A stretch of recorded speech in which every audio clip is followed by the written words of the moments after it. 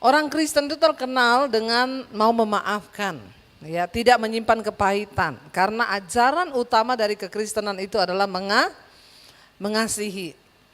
Tetapi pada prakteknya masih banyak orang Kristen yang hidup tidak bisa mengampuni. Hari ini ya kita akan sama-sama belajar tentang bagaimana kita hidup melepaskan pengampunan, ya. Pengampunan ini sangat penting ya dalam hidup setiap kita. Kekristenan itu sangat identik dengan pengajarannya yaitu kasih. Ya, dan orang Kristen itu pengajarannya identik dengan pengampunan. Artinya apa?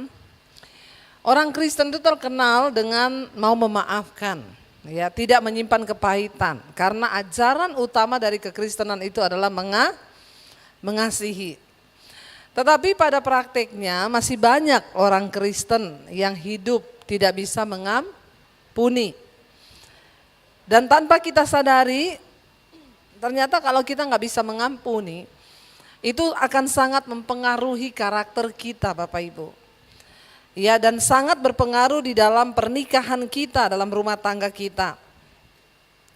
Saya pengen kita tahu bersama salah satu ciri-ciri, ya beberapa ciri lah, bukan salah satu ya. Ciri-ciri dan perilaku dari orang yang masih hidup di dalam kepahitan.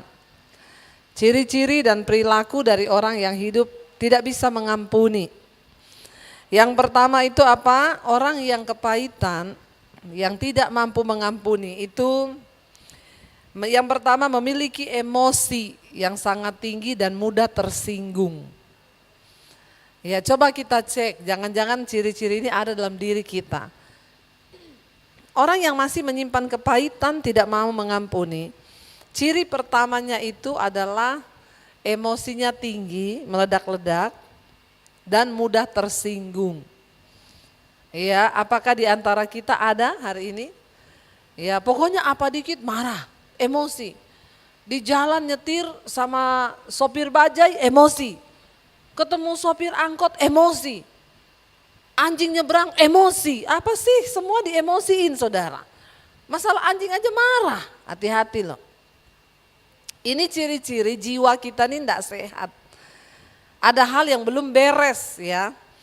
Apa dikit marah, apa dikit emosi, apa dikit marah. Ya, ada di sini bapak-bapak enggak usah angkat tangan. Ya, kalau angkat tangan nanti saya baptis ulang.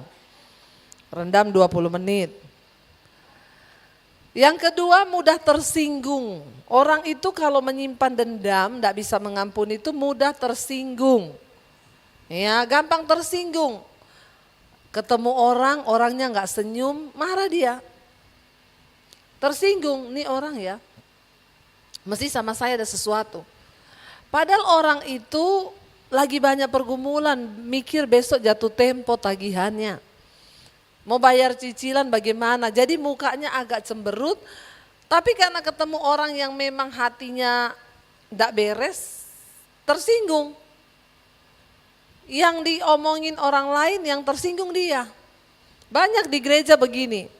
Bahkan sama khotbahnya pendeta aja tersinggung. Ini mesti pendeta lagi omongin saya. Ya memang kalau pendeta ngomong dari sini, ini saya lagi ngomongin kita semua, amin. Lagi ngomongin karakter kita. Kalau nggak tersinggung justru kebangetan. Ya tapi tersinggung yang bagaimana? Orang itu kalau punya kepahitan, apa-apa tersinggung. Istri ngomong apa, nangkepnya apa? Ya.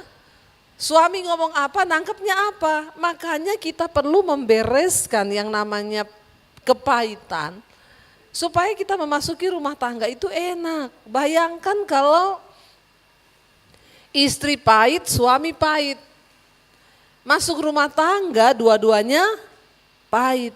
Tiap hari minum kopi pahit. Makan daun pepaya. Maka semakin pahitlah hidup rumah tanggamu. Semua pahit. Lepaskan pengampunan, itu baik bagi jiwa kita dan perilaku kita pun akan terpengaruh, saudara. Lalu yang berikutnya, orang yang punya kepahitan, tidak bisa mengampuni itu apa? Susah diajak bicara baik-baik. Kita sering ya ketemu orang kayak begini ya. Ada orang-orang konseling datang sama saya, padahal dia itu konseling loh. Tapi nggak bisa diajar bicara baik-baik tuh nggak bisa. Jadi begini ya Bu, suami saya itu Bu, gini iya Bu, Ibu dengar saya ngomong dulu nggak bisa. Jadi suami saya itu ya udah kalau Ibu nggak bisa diomongin nggak usah telepon saya. Ya, ada orang-orang tuh nggak bisa. Jadi gini loh Bu, firman Tuhan tuh berkata begini, Ibu nggak ngerti sih. Jadi diajak bicara baik-baik itu nggak bisa. Orang itu berarti jiwanya masih penuh dengan kepahitan. Kita punya keluarga kan saudara, ada kan keluarga model-model begitu kan. Mau diajak bicara baik-baik itu nggak terima, maunya itu pokoknya ribut berantem. Itu ciri-ciri orang yang hatinya penuh dengan kepahitan, tidak mengampuni.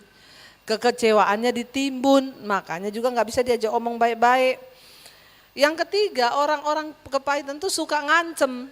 Ya, lihat kamu ya. Lihat aja kamu ya, suami istri nih yang punya kepahitan ada. Berantem dikit masalah kecil udah gini, lihat kamu ya, saya ceraikan loh kamu. Saya talak loh kamu. Urusannya tuh apa? Urusan kecil berbuah sampai jadi gede. Ini tanda orang masih ada kepahitan, tidak bisa mengampuni. Ciri yang berikutnya, tidak mudah memberikan maaf, apalagi itu orang melepaskan pengampunan gak bisa memberi maaf. Saudara, namanya suami istri itu kita salah paham biasa ya. Gak mungkin suami istri itu gak ada salah paham tuh gak mungkin. Sekudus-kudusnya orang, saya sama suami, selalu ada saat-saat kita tuh miss dalam omongan. Biasa. Namanya biasa, ya marah kecil itu biasa. Tapi jangan sampai kalau orang marah sampai 3 hari nggak omongan, 5 hari nggak bicara, itu sakit jiwa. Amin. Saya tidak perlu bertanya di sini, angkat tangan. Kalau ada di antara saudara berantem lebih dari 3 hari tidak omongan, 2 hari apalagi 1 minggu, Anda sudah saya pastikan sakit jiwa. Tidak ada Tuhan di dalam hatimu, yang ada itu setan. Mudah-mudahan tersinggung, bilang amin. Dengar baik-baik, kalau ada orang berantem 3 hari 3 malam gak omongan suami istri, apalagi 1 minggu, tidak ada Tuhan di hatimu, yang ada setan, bilang amin. Enggak ada yang amin, jangan-jangan semua ini kalau berantem lebih dari 3 malam nih. Untuk apa saudara ke gereja? Buat apa saudara dengar firman? Kalau kita punya Roh Kudus di hati, maaf ya, yang Anda pikir ini masalah kecil. Orang Kristen itu suka menggampangkan. Enggak apa-apa, aku marah sama istriku, biarin aja. Enggak aku aja omong, enggak aku kasih duit 1 minggu. Maaf, engkau pikir ini masalah biasa? Ini masalah yang luar biasa di hadapan Tuhan. Dan saya harus berbicara keras. Jangan biarkan dari perkara-perkara kecil kita tidak berkenan di hadapan Tuhan. Bagaimana rumah tangga kita mau diberkati? Kalau bapak ibu berantem ya 3 hari nggak bicara, 5 hari nggak bicara, biar pakai masker saja terus di rumah. Jangan makan sekalian. Ya, 5 hari nggak usah makan. Maaf saya bicara keras, kalau Anda berantem suami istri nggak ngomong 3 hari, 5 hari, 1 minggu, setan yang ada di hatimu bukan Tuhan. Saudara mau amin atau tidak saya aminkan. Memang kalau orang punya Tuhan tidak mungkin engkau betah hidup lama-lama marah.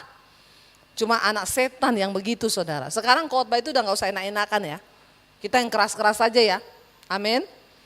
Ya, kalau nggak mau dengar khotbahnya Debbie Basir, cari saja yang enak-enak sana. Nggak usah dengar. Kenapa? Akhir zaman kita harus tegas dengan kebenaran supaya hidup kita tidak dipermainkan iblis, ya. Yang berikutnya, orang yang tidak melepaskan pengampunan atau penuh dengan kepahitan itu dia nggak mungkin bisa menerima nasihat. Makanya suami istri hidup berantem terus, kenapa? Dua-dua merasa benar, nggak mau terima nasihat. Dinasehatin tuh nggak mau, diem.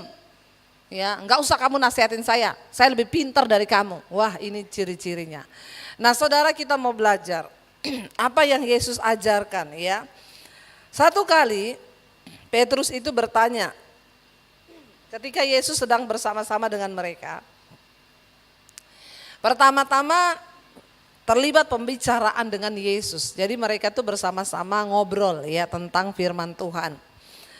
Yesus itu tidak selalu berkhotbah, tapi dia time dengan murid-muridnya sambil makan, mereka ngomong-ngomong dan yang diajarkan Yesus nilai-nilai kebenaran firman Tuhan.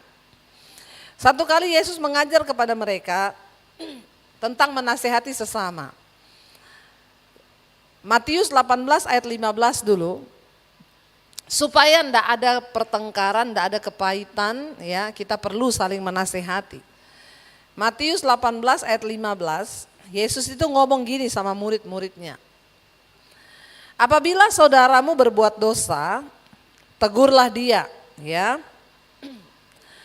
Matius 18 ayat 15. Apabila saudaramu berbuat dosa, tegurlah dia. Di bawah 4 mata.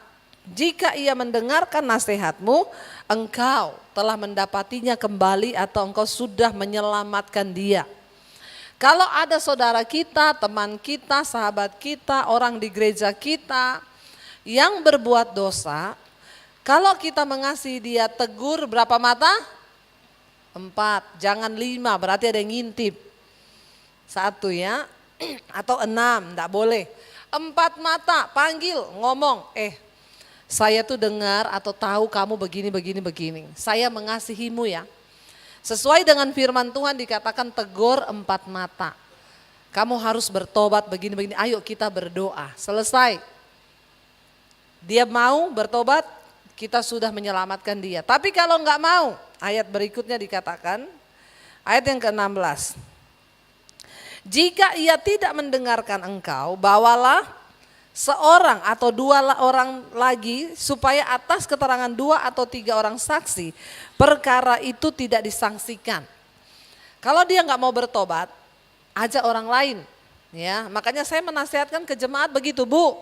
Suamiku selingkuh, Bu. Ibu sudah bicara 4 mata dengan suami, sudah tidak mau berubah.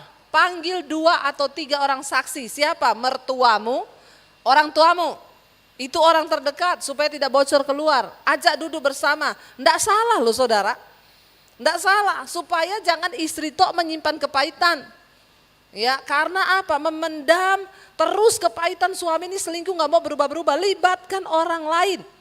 Supaya Anda tidak memikirkannya sendiri. Ajak orang tuanya duduk, ajak orang tuamu duduk. Karena pernikahan itu dua keluarga. Ya, atau kalau enggak mau libatkan orang tuanya ya kita pokoknya ajak kakaknya atau adiknya ngomong di depan. Dia tidak mau bertobat lagi. Ini Tuhan Yesus loh yang ngajari loh, ya bukan saya loh. Tuhan Yesus ngajari sama murid-muridnya. Gimana kalau dia nggak mau dengar 2-3 orang ngomong? Ayat yang berikutnya 17. Jika ia tidak mau mendengarkan mereka, lebih parah lagi nih. Sampaikanlah soalnya itu kepada jemaat, umumin di jemaat. Ngeri enggak? Ngeri. Tapi memang perlu kayak begini nih saja di gereja supaya orang tobat. Udah nggak usah mikir nanti dia kepahitan, nanti dia gini. Orang-orang yang kepahitan tuh memang orang yang tidak mau bertobat di gereja, cuma bikin ribut saja. Banyak orang model begitu di gereja, nggak bertumbuh imannya. Yesus bilang, kalau udah ditegur 2-3 orang tetap nggak mau berubah, tetap saja tidak mau ya menerima nasihat, sampaikanlah itu kepada jemaat. Dan jika ia tidak mau juga mendengarkan jemaat, pandanglah dia sebagai seorang yang apa? Tidak mengenal Tuhan, nggak mengenal Allah. Dia sama dengan seorang pemungut cukai yang tidak bertobat. Jadi saudara tahu sekarang ya, ini Yesus yang ngomong. Ya, makanya bertobat, ditegur 2-4 mata, tobat dulu. Ya, kalau nggak mau tobat ya udah terpaksa. Ini aturannya Tuhan Yesus loh, bukan saya loh. Tuhan Yesus ngomong ke murid-muridnya. Ya, terus kalau dia nggak mau tobat juga ya sudah. Anggap dia orang yang tidak mengenal Allah. Karena banyak orang duduk di gereja tapi nggak kenal Tuhan. Cuma bikin repot, bikin ribut, bikin kepahitan, bikin batu sandungan, itu banyak saudara.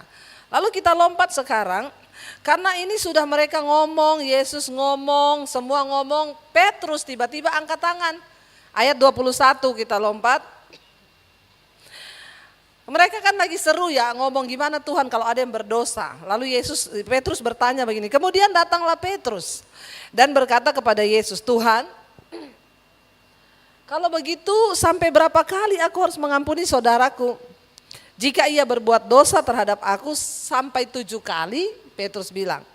Jawab Yesus kepadanya, bukan, aku berkata kepadamu, bukan sampai 7 kali, melainkan sampai 70 kali 7 kali. 70 kali 7 berapa? Ayo yang otaknya pintar. 490 kali. Adakah orang mau melukai atau membuat kita marah satu hari 490 kali? Tidak ada. Artinya apa? Pengampunan itu tidak ada batasnya. Wajib kita mengampuni. Tapi Bu, itu orang menjengkelkan banget. Engkau harus tetap mengampuni, tapi tandai dia dan jangan bergaul dengan dia. Karena orang itu tadi disebut tidak mengenal Allah. Tidak kenal hukum Tuhan. Mengampuni bukan berarti kita harus bergaul lagi. Mengampuni itu kita sikap hati dengan Tuhan. Tuhan, aku mengampuni dia. Aku berdoa Tuhan supaya dia bisa bertobat. Tapi bukan berarti kita berkawan lagi seperti dulu. Jadi saudara, tandai orang itu tapi jangan engkau kepahitan. Lepaskan pengampunan, doakan dia. Tapi untuk bergaul, no. Bergaullah dengan orang yang bijak karena pergaulan yang buruk itu merusak kebiasaan baik. Lalu ayat yang ke-23 ya. Di sana dikatakan saudara, Yesus berkata ya kepadanya sekarang ayat 23, sebab hal kerajaan sorga, Yesus bilang, seumpama seorang raja. Hal kerajaan Allah, sorga itu seumpama seorang raja yang hendak mengadakan perhitungan dengan hamba-hambanya. Ayat 24, setelah ia mulai mengadakan perhitungan itu, dihadapkannya kepadanya seorang yang berhutang berapa? 10.000 talenta. Lalu dikatakan di sana, tetapi karena orang itu tidak mampu melunaskan hutangnya, raja itu memerintahkan supaya orang itu dijual beserta anak dan istrinya dan segalanya miliknya untuk membayar hutangnya. Raja itu panggil anak buahnya, ini orang gak bisa bayar utang, tolong jual sebagai budak, uangnya kasih saya untuk bayar utangnya. Lalu dikatakan tetapi orang itu tidak mampu melunasi, lalu suruh jual. Maka waktu raja ngomong suruh jual, orang itu sujud ya, menyembah raja itu, katanya sabarlah dahulu, segala hutangku akan kulunasi. Intinya dia memohon belas kasihan, beri aku kesempatan. Berlutut bersujud di bawah kaki raja itu. Dan ayat berikutnya berkata, maka ya lalu tergeraklah hati raja itu oleh apa? Belas kasihan akan hamba itu. Sehingga ia membebaskannya dan menghapus hutangnya. Raja itu kasihan, orang ini memelas. Tolong raja, aku ini gak punya uang begini, tapi aku janji pasti akan bayar. Rajanya hatinya tergerak, lalu dia berbelas kasihan kepada orang itu, malah utangnya dihapus. Udah, aku tuh kasihan ya sama kamu. Entah apa yang membuat dia kasihan, tapi mulai sekarang aku tidak akan tagih lagi uang itu, aku bebaskan. Lalu dikatakan di sana apa? Seneng nggak orang dibebaskan utangnya? Seneng nggak? Seneng, bersyukur banget harusnya. Tetapi perhatikan, hamba yang dibebaskan tadi itu, ketika hamba itu keluar dari istana raja, ia bertemu dengan seorang hamba lain yang berutang kepadanya 100 dinar. Habis dia dilunasi, dia ketemu orang yang utang sama dia cuma 100 dinar, bukan 10.000 talenta. Cuma 100 dinar, apa yang dia lakukan? Ia menangkap orang yang utang sama dia itu, dicekiknya orang itu, katanya bayar utangmu. Orang begini kurang ajar gak saudara? Baru dilunasi loh. baru mendapat belas kasihan loh. Raja bilang pergi saja kamu, saya nggak anggap lunas, nggak akan ditagih. Begitu keluar ada orang utang sama dia, cuma dikatakan di sana ya 100 dinar, sini utangmu mana? Nggak ada. Dia tangkap, dia cekik saudara temennya. Ya dikatakan di sana suruh bayar utangnya. Akhirnya ayat yang berikutnya berkata, ayat 29, maka sujudlah kawannya itu seperti yang dia lakukan sama raja kan. Sujud di kakinya dan memohon kepadanya, sabarlah dahulu, utangku itu akan kulunaskan. Apa yang terjadi? Ayat 30 dikatakan di sana, dia menolak dan menyerahkan kawannya itu ke dalam penjara sampai dilunaskannya hutangnya. Ini orang nggak tahu diri nggak saudara? Sudah dilunasi, orang nggak tahu diri, orang paling kejam, orang yang tidak bersyukur. Siapa orang itu? Saudara dan saya. Sering kali kita lupa, Tuhan sudah mengampuni dosa kita. Tapi ketika ada orang buat dosa sama kita nggak mau ampuni dia. Itulah saudara dan saya orangnya. Hello? Jahat nggak kita? Jahat. Nggak tahu diri nggak kita? Nggak tahu diri, udah diampuni Tuhan. Ketika orang buat dosa, kita dengan sombongnya berkata, aku nggak bisa loh ampuni dia. Orang itu kebangetan banget ya. Mengampuni itu harus karena kita sudah diampuni. Lalu raja itu mendengar saudara, dikatakan ayat yang berikutnya, ayat 31. Melihat itu, kan orang lihat ya, kawan-kawannya yang lain sangat sedih. Orang pasti lihat nih orang ya, kebangetan ya, dia baru saja loh dilunasi utangnya lebih banyak. Tapi masa dia nggak bisa melunasi utang orang lain, nggak bisa diampuni. Lalu mereka menyampaikan segala yang terjadi itu kepada raja tadi, kepada Tuhan mereka. Apa yang terjadi? Ayat 32 dikatakan, raja itu pun menyuruh memanggil orang itu dan berkata kepadanya, hai hamba yang jahat, seluruh utangmu sudah kuhapuskan karena engkau memohonkannya padaku. Ayat yang berikutnya, ayat 33, bukankah engkau pun harus mengasihani kawanmu seperti aku telah mengasihani engkau? Lalu ayat yang berikutnya berkata, maka marahlah tuannya itu dan apa? Menyerahkannya kepada algojo sampai ia melunaskan seluruh hutangnya. Akhirnya raja itu marah. Dan dia diperlakukan sama dengan dia memperlakukan orang lain. Ayat yang ke-35 saudara dikatakan di sana. Baca bersama. Maka Bapakku yang di sorga akan berbuat demikian juga terhadap kamu. Apabila kamu masing-masing tidak mengampuni saudaramu dengan segenap hatimu. Kita mengerti sekarang. Ternyata seringkali kitalah yang menjadi orang yang gak tahu diri itu. Waktu kita tidak mau melepaskan pengampunan bagi orang lain. Mungkin ibumu melukai engkau. Mungkin keluargamu melukai engkau. Mungkin kakakmu melukai engkau. Mungkin suamimu. Mungkin anakmu melukai engkau. Kita tidak bisa mengontrol siapapun yang datang dalam hidup kita. Tapi keputusan untuk mengampuni itu mutlak karena Tuhan menyuruh kita untuk melakukan itu. Kalau tidak, kita di pandangan Tuhan seperti hamba yang jahat itu. Sudah dilunasi utangnya, tapi dia tetap tidak mau mengampuni orang yang bersalah kepada dia. Maka mari kita bertobat Bapak Ibu. Kenapa? Karena kita dipanggil menjadi manusia-manusia baru di dalam Tuhan. Ya, kita lihat Efesus pasal yang keempat. Efesus pasal yang keempat, kita akan baca saudara. Bagaimana kita menjadi manusia baru di dalam Kristus. Kita lihat mulai ayat 22 saja.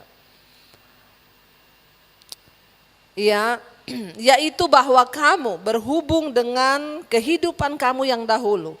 Harus menanggalkan manusia lama yang menemui kebinasaannya oleh nafsu yang menyesatkan. Orang yang tidak bisa mengampuni itu dikuasai oleh nafsu amarah. Ayat yang berikutnya 23 berkata, supaya kamu dibaharui dalam roh dan pikiranmu. Kalau kita tidak menanggalkan semua yang manusia lama itu, kita nggak mungkin menjadi manusia baru, pikiran dan roh kita dibaharui. Dan mengenakan manusia baru yang telah diciptakan menurut kehendak Allah dalam kebenaran dan kekudusan yang sesungguhnya. Ayat yang berikutnya 25. Karena itu buanglah apa? Dusta. Berkatalah benar seorang kepada yang lain karena kita adalah sesama anggota. Ayat yang ke-26 berkata, apabila kamu menjadi marah, perhatikan, janganlah kamu berbuat dosa. Marah boleh, buat dosa enggak? Pendeta bisa marah enggak saudara? Bisa. Manusia kita semua bisa marah kalau kita melihat sesuatu ketidakadilan. Marah boleh, buat dosa enggak? Loh maksudnya gimana Bu? Waktu engkau marah, jangan keluar kata-kata kotor dari mulutmu. Jangan keluar kata-kata yang tidak sesuai firman Tuhan. Apalagi ya, marah sampai 1 hari, 2 hari, 3 hari, itu yang saya bilang tadi, tidak ada Tuhan di hati, yang ada setan. Jangan sampai engkau berbuat dosa, baca bersama, janganlah matahari terbenam sebelum padam amarahmu. Jangan simpan marah lama-lama saudara. Kenapa? Karena engkau akan memberi kesempatan kepada iblis. Orang kalau marah langsung dilepas pengampunan, tidak akan berbuah lagi. Tapi kenapa ada orang bikin kopi dikasih sianida? Karena marahnya berkelanjutan. Kenapa orang bisa bunuh orang? Karena amarah menyebabkan itu terjadi. Tapi kalau langsung kita beresin, tidak akan ada dampak dosa. Orang yang menyimpan kemarahan memberi kesempatan kepada iblis. Lalu berikutnya dikatakan di sana, menjadi manusia baru itu apa? Orang yang mencuri jangan mencuri lagi, tapi baiklah ia bekerja keras melakukan pekerjaan yang baik dengan tangannya sendiri supaya ia dapat membagikan sesuatu kepada orang yang berkekurangan. Ayat 29, baca bersama, janganlah ada perkataan kotor keluar dari mulutmu. Orang yang kepahitan perkataannya kotor, tetapi pakailah perkataan yang baik untuk membangun di mana perlu supaya mereka yang mendengarnya beroleh kasih karunia. Ayat 30 berkata di sana, dan janganlah mendukakan Roh Kudus Allah yang telah memateraikan kamu menjelang hari penyelamatan. Kita ini sedang dipersiapkan untuk diberi materai menuju hari penyelamatan. Tapi materai itu bisa tidak jadi diberikan Tuhan karena kita mendukakan Roh Kudus.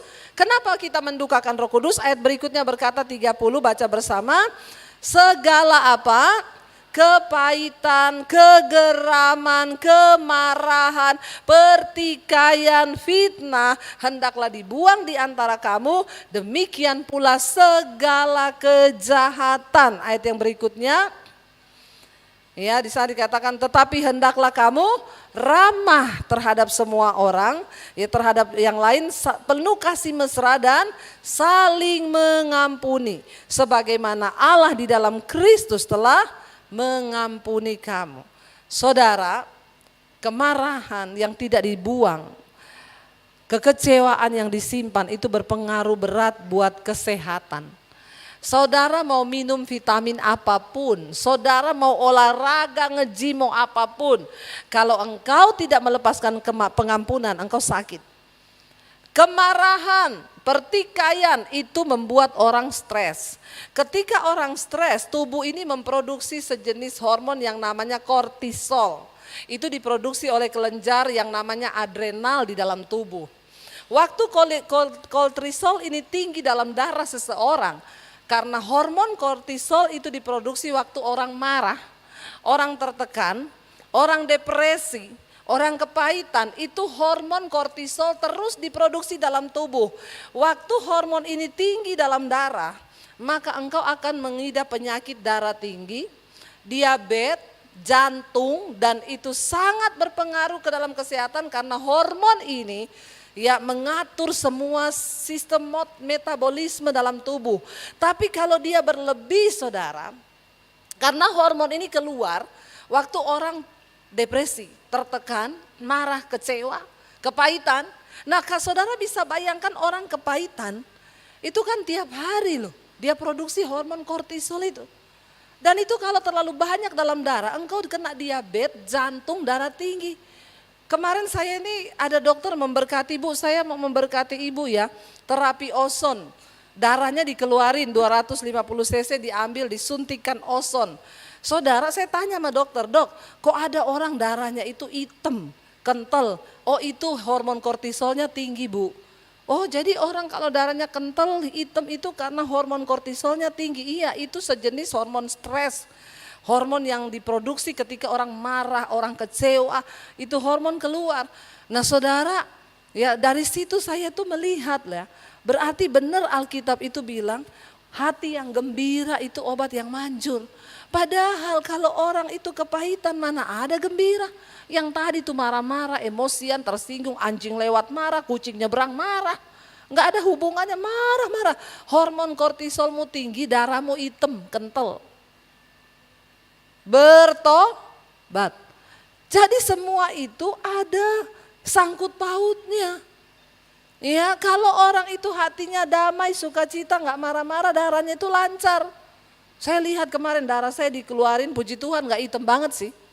Ya lalu dimasukin ozon, dicampur begitu jadi pink darahnya, dimasukin lagi ke dalam tubuh. Ya untuk menetralisir darah yang lain. Saya tuh lihat ya, saya banyak tanya sama dokter, oh jadi begitu ya dok? Iya bu, waktu orang itu marah, ya tertekan, hormon kortisol itu diproduksi, berlebih dalam tubuh. Lalu gulanya naik, darahnya naik. Saya kemarin itu pas dikontrol gula saya rendah, darah saya rendah karena saya enggak pernah marah-marah.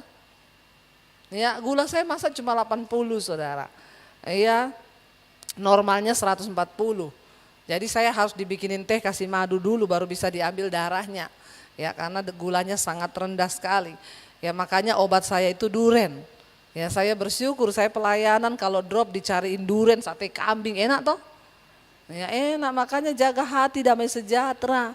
Jangan sampai darahmu naik, gulamu naik. Kenapa? Kebanyakan hormon kortisol dalam darah. Saudara, Tuhan itu tidak pernah berdusta. Saya undang imam musik maju ke depan. Biar kita mau terus ya datang pada Tuhan. Kita mau bilang Tuhan kami mau pulihkan setiap kami. Ya kuduskan hidup kami supaya iman kami ini terus bertumbuh di dalam Tuhan. Kami melepaskan pengampunan, hidup kami damai sejahtera.